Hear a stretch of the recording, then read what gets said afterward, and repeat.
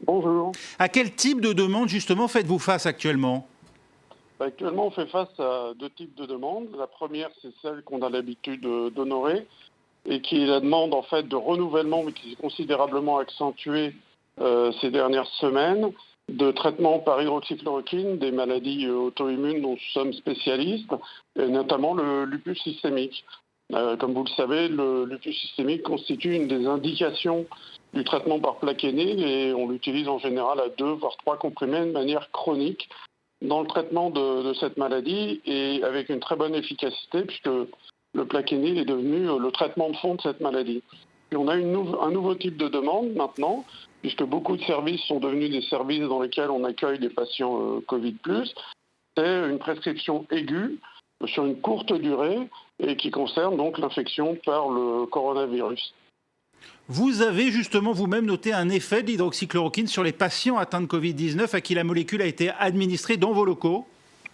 Écoutez, pour l'instant, c'est absolument impossible de répondre à cette question parce que il faut faire un essai thérapeutique pour donner une réponse claire à votre question. Et actuellement, les prescriptions de Covid-19 pour le Covid-19 qui ont été faites dans mon service ont été faites au coup par coup et de manière relativement rare. Quels sont les effets indésirables connus de l'hydroxychloroquine, puisque c'est l'un des arguments qui est régulièrement avancé pour, disons, ne pas conseiller sa généralisation? Alors, je crois qu'il faut distinguer deux types de situations. La première, c'est celle que j'évoquais auparavant. On va donner des doses qui sont des doses habituelles de manière chronique, 2 comprimés, parfois 3 comprimés par jour. Ça, c'est le cas des maladies auto-immunes. Donc, je ne vous parlerai pas des effets indésirables potentiels dans cette indication. En revanche, dans les situations aiguës comme l'infection par le Covid-19, on propose, et les différents protocoles qui sont en cours proposent des doses qui sont plus fortes de plaquenil, plutôt de l'ordre de 3 comprimés et même 4 comprimés le premier jour dans l'essai Discovery qui vient d'être lancé. Et là, on peut observer parfois des effets indésirables qui sont des effets indésirables liés à la dose. Alors, les effets indésirables dans cette situation aiguë, on peut avoir des hypoglycémies, des troubles du fonctionnement cardiaque, ce qu'on appelle un allongement du QT qui justifie de surveiller de manière assez proche l'électrocardiogramme. Il y a souvent un trouble de l'accommodation de la vision au début, mais quelque chose qui passe assez rapidement dès qu'on baisse les doses. Il y a une mauvaise tolérance digestive quand les doses sont fortes, il y a des douleurs, des nausées, des douleurs abdominales. Et puis parfois les patients peuvent se plaindre d'un prurite, notamment qui est déclenché après la prise, après la douche ou après le contact avec l'eau. C'est ce qu'on appelle un prurite aquagénique. Ce sont des effets que vous qualifieriez vous-même d'importants?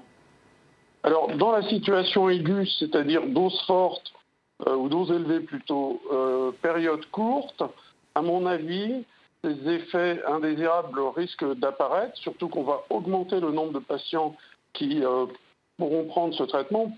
Par comparaison, dans le lupus concerne pour l'instant 27 000 malades en France depuis très longtemps avec 2 comprimés par jour. Donc peut-être qu'on va trouver des gens qui vont avoir une susceptibilité anormale aux doses fortes de plaquenil. Mais en règle générale, le plaquenil est un médicament qui est bien toléré. Quand on le donne de manière chronique, nous on le donne pendant des années à nos patients qui ont un lupus. Et c'est là où on voit apparaître des effets indésirables qu'on appelle cumulatifs, comme l'atteinte de la rétine si on ne la surveille pas. Et c'est dans ce type de situation chronique qu'on voit l'essentiel des effets indésirables. Donc en aigu, à mon avis, on verra peu d'effets indésirables. Peu d'effets indésirables, dites-vous. Qu'est-ce qui s'oppose dans ce cas à ce qu'on prescrive l'hydroxychloroquine à tous les patients qui en font la demande? Alors, je crois que c'est le raisonnement médical qui est important. La première étape qui est la plus importante, c'est en règle générale en médecine, avant de mettre en route un traitement, il faut que vous ayez retenu ce qu'on appelle l'indication. Alors cette indication, elle est soit validée par des essais cliniques la plupart du temps, c'est quand même la norme, c'est la base de la mise en route des traitements.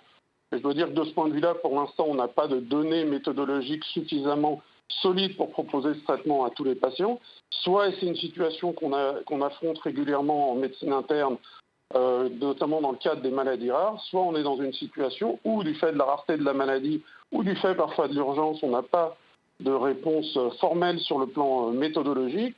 Et là, on peut discuter ce qu'un de mes maîtres en médecine, le professeur Piette, appelle le pari de Pascal transitoire. C'est-à-dire que finalement, la molécule ayant peu d'effets indésirables, supposés, on va pouvoir le proposer sur une période courte, en fait.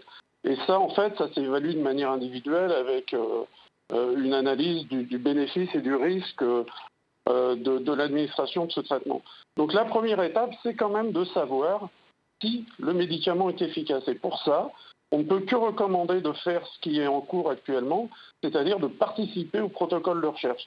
Si tout le monde s'y met et si on avance rapidement dans l'inclusion des malades dans ces protocoles de recherche, on risque, j'espère qu'on aura rapidement la réponse à la question que tout le monde se pose, est-ce que ce médicament est efficace d'une part sur l'infection virale et d'autre part surtout sur les symptômes, ce qui actuellement n'existe pas. On n'a pas de données dans l'étude de Raoult sur la symptomatologie clinique.